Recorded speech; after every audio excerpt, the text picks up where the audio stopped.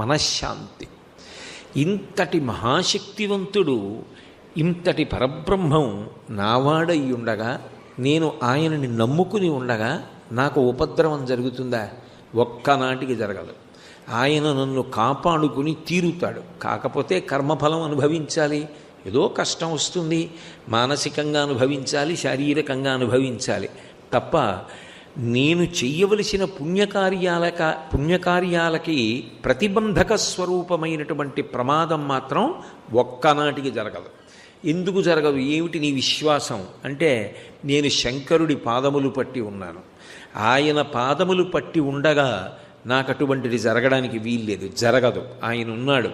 ఆయన శంకరుడు. శంకరోతి ఇది శంకర, శుభములను చేకూరుస్తాడు. కాకపోతే చేసిన కర్మలు ఉండవచ్చు, దాని ఫలితాన్ని ఏదో దుఃఖ రూపంలో అనుభవించాలి. అది శారీరకం కావచ్చు, మానసికం కావచ్చు. అంత